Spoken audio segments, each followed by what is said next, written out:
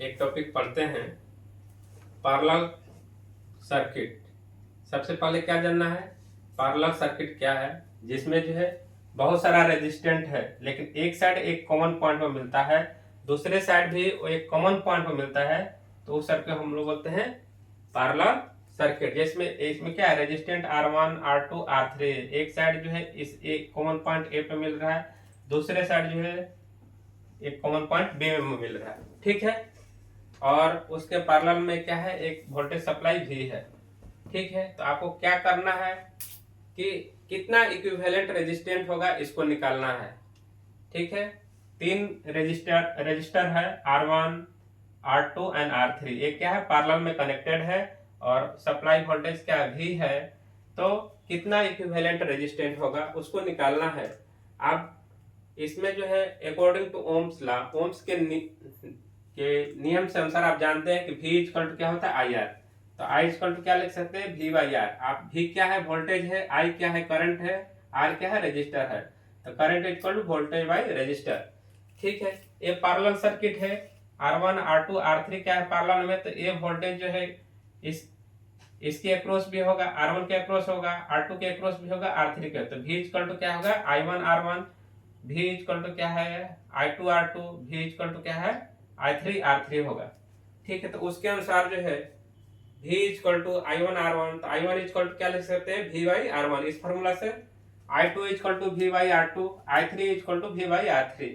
ठीक है, यदि हम I1 I2 I3 को जोड़ते हैं, I1 plus I2 plus I3, तो कितना आएगा, V by R1 plus V by R2 plus V by R3।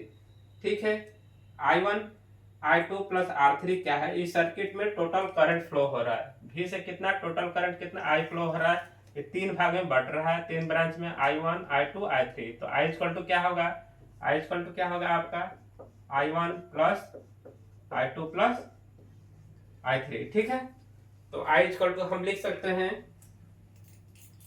V को कॉमन कर लीजिए इस साइड, तो V ब्रैकेट में 1 by R1 plus 1 by R2 plus 1 by R3। तो V को इस साइड लाइए तो क्या होगा, I by V equal to 1 by R1 plus 1 by R2 plus 1 by R3। अब ओम्स लॉ जानते हैं कितना होता है, V equal to I R. तो I by V equal to क्या लिख सकते हैं, 1 बाई R। तो I by V equal to 1 by R, value इसमें पुट अप करिएगा तो क्या हो जाएगा, 1 बाई R। तो 1 बाई R इक्वल टू कितना आ जाएगा, 1 by R1 plus 1 by R2 plus 1 by R3। तो रिजल्टेंट क्या मिला, इक्विवेलेंट रेजिस्टेंट, कि बहुत सारा जो रेजिस्टर जब पैरेलल में कनेक्टेड है, तो इक्विवेलेंट रेजिस्टेंट क्या होगा, the reciprocal of equivalent resistant is equal to sum of the reciprocal of individual resistant. ठीक है, तो 1 बाई आर क्या है, आर क्या है, इक्विवेलेंट रेजिस्टेंस। तो 1 by R equal to 1 by R1 plus 1 by R2 plus 1 by R3। ये parallel circuit है। पैरेलल सर्किट में बहुत सारा जितना भी रेजिस्टेंस है, तो उसके अक्रॉस क्या वोल्टेज क्या होगा, इक्वल होगा। ओम्स लॉ से आप जानते हैं V equal to I R. ठीक है, इस फॉर्मूला से सब में जो है करंट निकाल लीजिए, उसके बाद सबको ऐड करिए, ऐड करने के बाद इक्विवेलेंट रेजिस्टेंट आपको निकल जाएगा।